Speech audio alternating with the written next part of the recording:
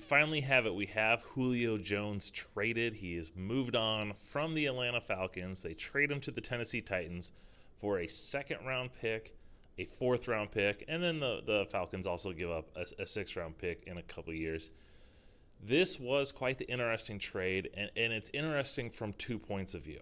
Now, if we look at where Julio ended up with the Tennessee Titans, I like this move. It's a good move for them. They are a team that has a short playoff window. They want to challenge for a Super Bowl, and a guy like Julio Jones can get them there. They have A.J. Brown, a stud receiver, young stud receiver. They have Derrick Henry, who might be the best running back in the NFL. And now you're adding Julio Jones, who, is maybe past his prime on the downside of his career, but he's still a talented and maybe one of the better receivers in the NFL over the last 10 years. And this is a good move for them. They only have to give up a second-round pick and a fourth-round pick, but that's not the biggest of deals. And they're able to give that up in this upcoming draft and go out and get a guy like Julio Jones that's really going to help this team. For as good as A.J. Brown is, they didn't really have anybody. Last year they had Corey Davis. And that's the interesting thing about this move too. Corey Davis, if they would have picked up his fifth-year option, he would have cost them $15 million. What does Julio Jones cost them right now, this year's contract?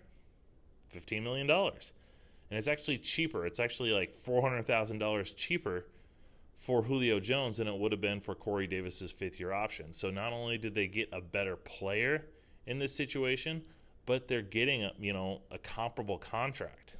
And I think this is going to help the Titans. The Titans have a good defense. It's not great. And so they're saying, hey, we want to build up this offense. We want to add more explosiveness. We want to add more playmakingness, which then lets it's going to help Derrick Henry. I don't think this is going to change the makeup and the scheme and the identity of the Tennessee Titans, but it just helps out. Teams now have to worry about not only A.J. Brown, but Julio Jones, and that's going to cause more attention to those guys, and it's going to cause and allow a lighter box for Derrick Henry to make plays. And a lighter box for Derrick Henry means he's going to have more space, he's going to have more one-on-one opportunities at the second level, and it's going to be a chance for him to have more success and build up. And he's already a stud, and it's only going to make it better. Now, if we look at this from the Falcons' point of view, I honestly think the Falcons totally bungled this move. Sure, they had to move on from him. And Julio Jones is an aging player. He's on the wrong side of 30. He's on the downside of his career. He's got a big contract, and the Falcons needed to move on from some of those big contracts because they were in cap purgatory. But I think they bungled this whole situation, because here's a team that, if you're going to trade Julio Jones, they made the decision. They made the decision to go with Matt Ryan and to challenge. They said, hey, we've got a good enough roster, especially on offense, that we can go out and we can contend for a playoff. We think Arthur Smith can get this offense going, and we can turn this around. And they draft Kyle Pitts fourth, and you say, hey, we got Matt. We're gonna trust in Matt Ryan. We feel he's better than the rest of the quarterbacks that are available. We're gonna take Kyle Pitts, pair him up with Julio Jones, Calvin Ridley, and we're gonna go on and have some success. But trading away Julio Jones, at this point, why don't you go in full rebuild mode?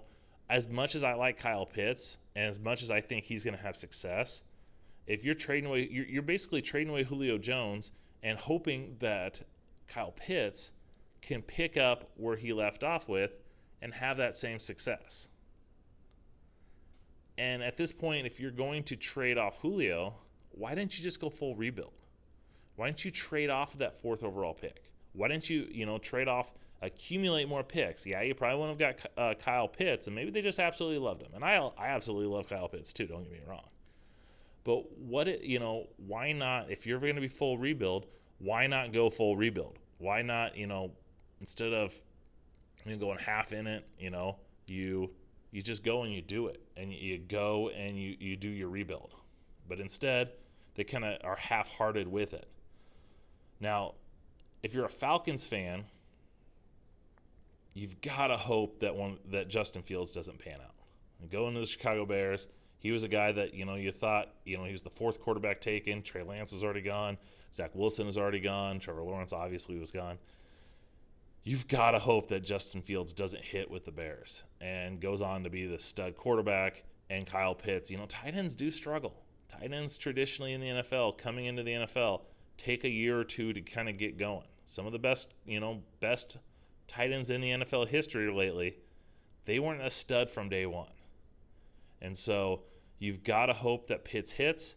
And if he doesn't and Justin Fields does hit, this is going to be a bad move for the Falcons. And, like I said, I like Pitts. I think he can be a stud. He's going to give them something different than Julio Jones, but he's still a talented player.